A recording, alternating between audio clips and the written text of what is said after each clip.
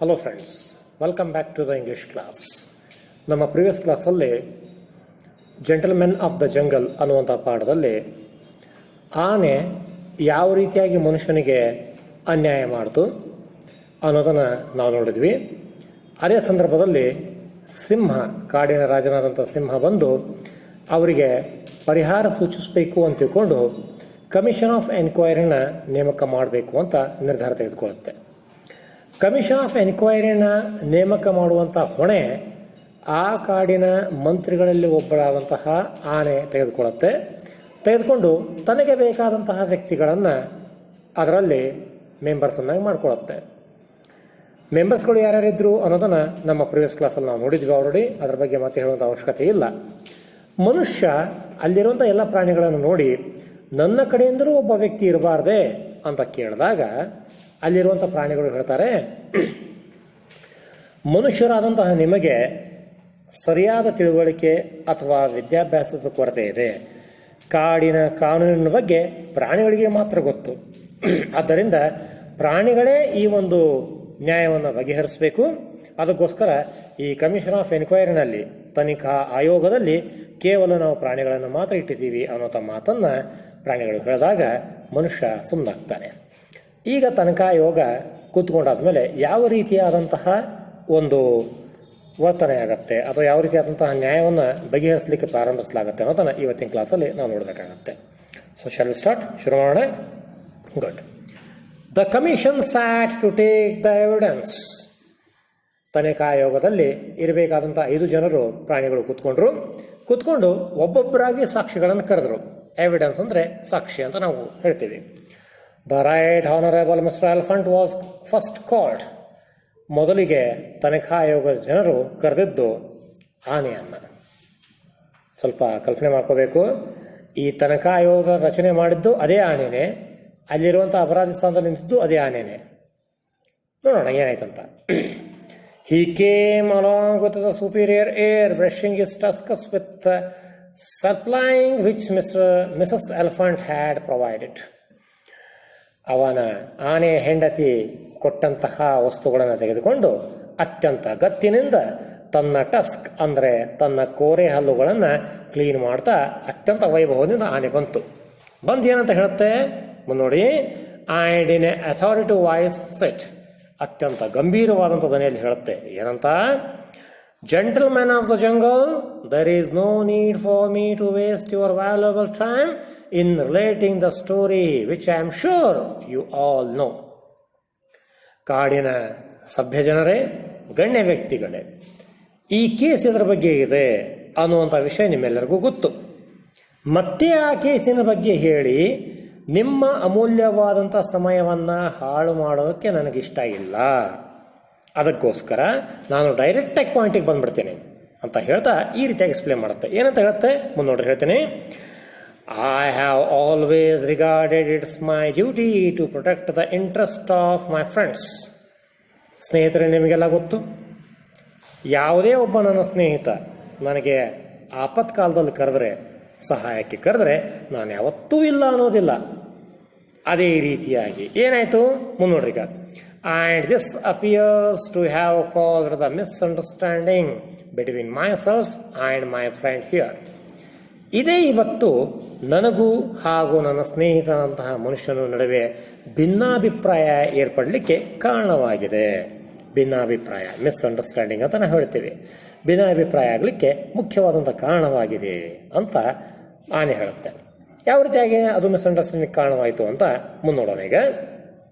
Hi invited me to save his hut from blowing away by hurricane. ಆನೆ ಹೇಳುತ್ತೆ, ಮನುಷ್ಯ ಮೊನ್ನೆ ನಡೆದಂತಹ ಗುಡುಗು, ಸಿಡಿಲು, ಬಿರುಗಾಳಿಯಿಂದ ಕೂಡಿದಂತಹ ಮಳೆಯಿಂದ ತನ್ನ ಗುಡಿಸಲನ್ನು ರಕ್ಷಣೆ ಮಾಡೋಕ್ಕೋಸ್ಕರನೇ ಮನುಷ್ಯ ನನ್ನನ್ನು ಕರೆದ ಅಂತ ಆನೆ ಹೇಳುತ್ತೆ. ನಿಜವಾದ ಸಂಗತಿ ಏನದು ನಿಮಗೆ ಗೊತ್ತು. ಆ ಬಿರುಗಾಳಿಯಿಂದ ಕೂಡಿದಂತಹ ಮಳೆಯಿಂದ ತಾನು ರಕ್ಷಣೆ ಪಡಿಬೇಕಂತ ಆನೆ ಅವನ ಗುಡಿಸಲಿಗೆ ಹೋಗಿರುತ್ತೆ. ಆದರೆ ನ್ಯಾಯಸ್ಥಾನದಲ್ಲಿ ಹೇಳಿದಂತಹ ವಿಷಯನೇ ಬೇರೆ. ಆನೆ ಏನಂತ ಹೇಳುತ್ತಂದರೆ, ಮನುಷ್ಯ ಮಳೆಯಿಂದ ರಕ್ಷಣೆ ಮಾಡೋಕ್ಕೋಸ್ಕರ ಅಥವಾ ತನ್ನ ಗುಡಿಸಲನ್ನು ರಕ್ಷಣೆ ಮಾಡೋಕ್ಕೋಸ್ಕರ ನನ್ನನ್ನು ಕರೆದ ಅಂತ ಆನೆ ಹೇಳ್ತು. As Hurricane had gained access owing to the unoccupied space in the hut, I considered it necessary in my friend's own interest to turn the developed space to more economic use by sitting in myself. ನಾನು ಹೋಗಿ ನೋಡಿದೆ, ಗುಡಿಸಲಲ್ಲಿ ಸಾಕಷ್ಟು ಮಳೆ ಪ್ರವಾಹ ಬಂದು ನೀರೆಲ್ಲ ಒಳಗಡೆ ಬಂದುಬಿಟ್ಟಿತ್ತು. ಗುಡಿಸಲು ಹಾಗೆ ಬಿಟ್ಟು ಹರಿದು ಹೋಗ್ಬಿಡ್ತಿತ್ತು ನೀರಲ್ಲಿ. ಅದಕ್ಕೋಸ್ಕರ ಅತ್ಯಂತ ಸುಂದರವಾದಂತಹ ರೀತಿಯಲ್ಲಿ ಆ ಗುಡಿಸಲನ್ನು ಉಳಿಸ್ಕೋಬೇಕು, ಅದು ಹರಿದು ಹೋಗಿ ನೋಡ್ಕೋಬೇಕು ಅಂತ ನಾನೇ ಸ್ವತಃ ಆ ಗುಡಿಸಲಲ್ಲಿ ಹೋಗಿ ಕೂತ್ಕೊಂಡೆ ಮತ್ತು ಗುಡಿಸಲನ್ನು ಕಾಪಾಡಿದೆ ಅನ್ನುವಂಥ ಮಾತನ್ನು ಆನೆ ಹೇಳ್ತು. ಇದು ನಿಜಾನ ಸುಳ್ಳು ವೀಕ್ಷಕರಾದಂಥ ನಿಮಗೆ ಗೊತ್ತು. ಆನೆ ಎಷ್ಟರ ಮಟ್ಟಿಗೆ ಸುಳ್ಳನ್ನು ಹೇಳ್ತಾ ಇದೆ ಅಂತ ನಾವು ನೋಡ್ಬೋದು. A duty which any of you would undoubtedly have performed with equal readiness in the similar circumstances. ನಾನೇ ಅಲ್ಲ, ನಮ್ಮ ಪ್ರಾಣಿ ವರ್ಗದಲ್ಲಿ ಯಾವುದೇ ಪ್ರಾಣಿ ಆದರೂ ಸಹಿತವಾಗಿ ಇಂಥ ಸರ್ಕಮ್ಸ್ಟಾನ್ಸಸ್ನಲ್ಲಿ, ಇಂಥ ಪರಿಸ್ಥಿತಿಯಲ್ಲಿ ಖಂಡಿತವಾಗಲೂ ಮನುಷ್ಯನನ್ನು ಹೆಲ್ಪ್ ಮಾಡೋಕ್ಕೋಸ್ಕರ, ಸಹಾಯ ಮಾಡೋಕ್ಕೋಸ್ಕರ ಇಲ್ಲಿ ಬಂದು ಕೂರ್ತಾನೆ ಇದ್ರು, ಇದೇ ಕೆಲಸ ಮಾಡ್ತಾ ಇದ್ರು ಅಂತ ನನಗೆ ನಂಬಿಕೆ ಇದೆ ಅಂತ ತಿಳ್ಕೊಂಡು ಆನೆ ಹೇಳ್ತು. ಸ್ನೇಹಿತರೆ, ನಿಜವಾಗ್ಲೂ ನಡೆದಂಥ ಘಟನೆ ಏನು ಮತ್ತು ಆನೆ ಏನು ಹೇಳ್ತಾ ಇದೆ ಅನ್ನೋದನ್ನು ನಾವು ನೋಡಿದ್ವಿ. ಈಗ ಇದನ್ನು ಕೇಳಿದ ಮೇಲೆ ತನಿಖಾ ಆಯೋಗ ಏನಂತ ಹೇಳುತ್ತೆ ಅಂತ ಅಂದರೆ ಮುನ್ನೋಡಿ. After hearing the right honourable mister elephant's conclusive evidence, the commission called mister hyena and the other elders of the jungle who all supported what Mr. Elephant had said. ಇವನ ಒಂದು ಸಾಕ್ಷಿಯನ್ನು ಕೇಳಿದ ಮೇಲೆ ಅಲ್ಲಿರುವಂತಹ ಪಂಚರು ಅಥವಾ ಕಾಡಿನ ಸಭ್ಯ ಜನರು ಅಥವಾ ತನಿಖಾ ಆಯೋಗದ ಪ್ರಾಣಿಗಳು ಬೇರೆ ಪ್ರಾಣಿಗಳನ್ನು ಸಹ ಕರೆದರು.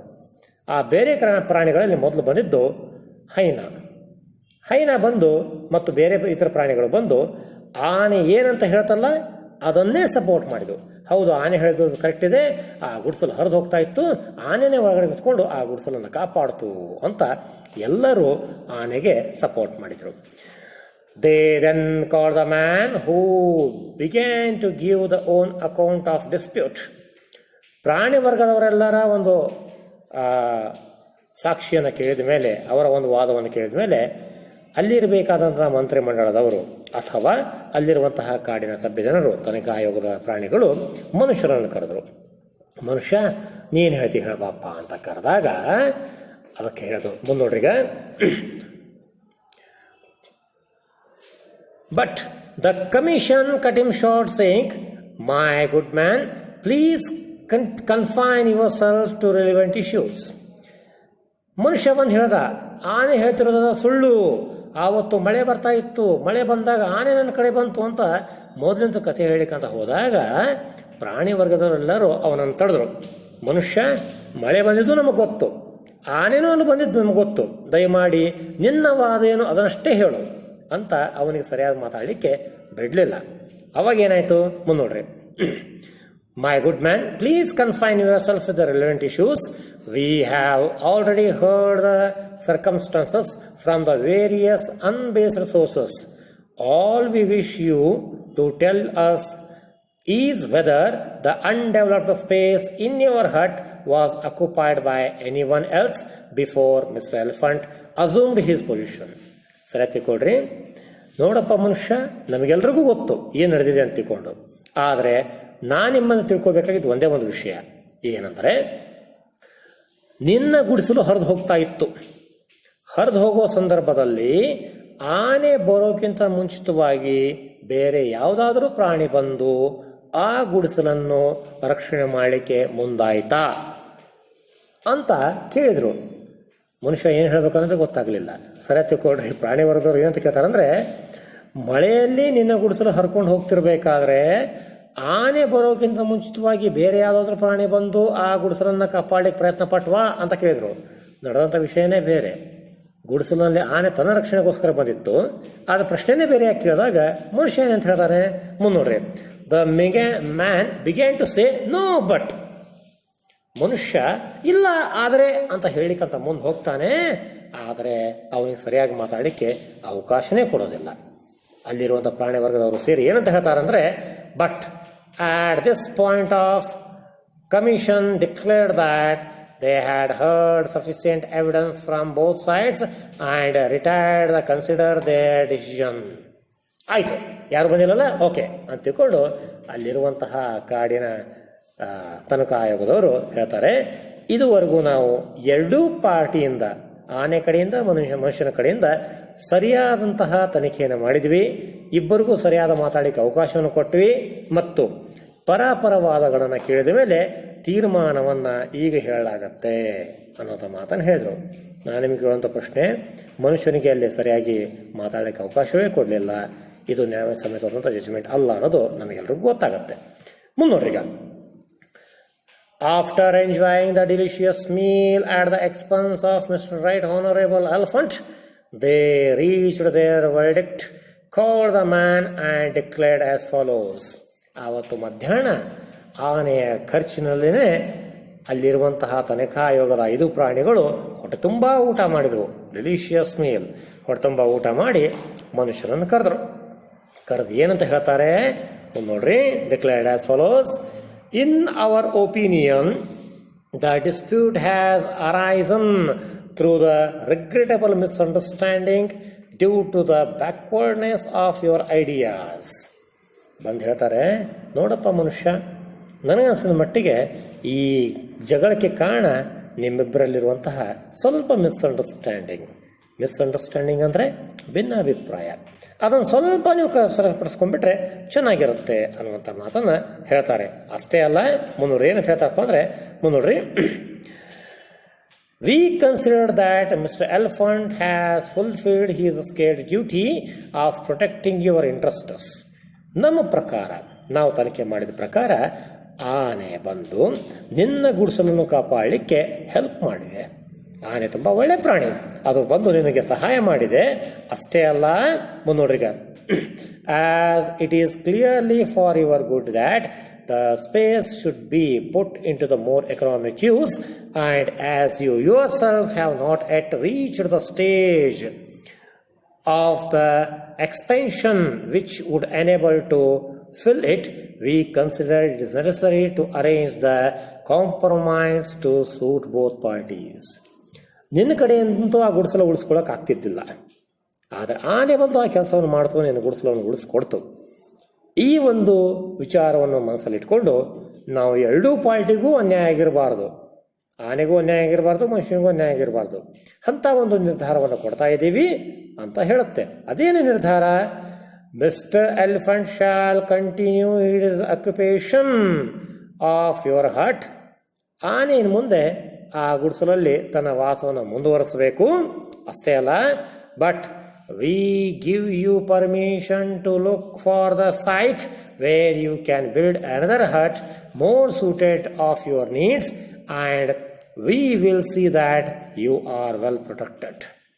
ನೀನೇನು ಮಾಡಬೇಕಪ್ಪ ಅಂದರೆ, ಕಾಡಿನ ಬೇರೆ ಸ್ಥಳಕ್ಕೆ ಹೋಗಿ ಬೇರೆ ಜಾಗದಲ್ಲಿ ಒಂದು ಸುಂದರವಾದಂತಹ ನಿನಗೆ ಅನುಕೂಲವಾದಂತಹ ಗುಡಿಸಲನ್ನು ಕಟ್ಕೋಬೇಕು ಮತ್ತು ನಾವೆಲ್ಲ ಪ್ರಾಣಿ ವರ್ಗದವರು ಸೇರಿ ನಿನಗೆ ರಕ್ಷಣೆಯನ್ನು ಕೊಡ್ತೀವಿ ಅನ್ನುವಂಥ ಮಾತನ್ನು ಹೇಳ್ತಾರೆ. ಫ್ರೆಂಡ್ಸ್, ನಿಮಗೆಲ್ಲ ಗೊತ್ತಾಗಿರಬೇಕು ಯಾವ ರೀತಿಯಾಗಿ ಮನುಷ್ಯನಿಗೆ ಅನ್ಯಾಯ ಆಯಿತು ಅಂತ. ಅವನು ಕಟ್ಟಿದಂಥ ಗುಡಿಸಲವೇ ಆನೆಯ ಪಾಲಾಯಿತು. ಇದೇ ಯುರೋಪ್ ಕಾಂಟಿನೆಂಟ್ನವರು ಆಫ್ರಿಕಾ ದೇಶದ ಜನರಿಗೆ ಮಾಡಿದಂಥ ಅನ್ಯಾಯ. ಆದರೆ ಮನುಷ್ಯ ಸುಮ್ಮನೆ ಕೂರಲಿಲ್ಲ. ಅವನು ಪ್ರಾಣಿಗಳ ವಿರುದ್ಧ ಯಾವ ರೀತಿಯಾದಂತಹ ಪ್ರತಿಕ್ರಿಯೆಯನ್ನು ತಗೊಂಡ, ಯಾವ ರೀತಿಯಾದಂತಹ ಒಂದು ಸೇಡನ್ನು ತೀರಿಸ್ಕೊಂಡ ಅನ್ನೋದನ್ನು ಈ ಪಾಠದ ಅಂತ್ಯದಲ್ಲಿ ಗೊತ್ತಾಗತ್ತೆ. ಅದನ್ನು ನನ್ನ ನೆಕ್ಸ್ಟ್ ವಿಡಿಯೋದಲ್ಲಿ ಡಿಸ್ಕಸ್ ಮಾಡೋಣ. ಧನ್ಯವಾದಗಳು.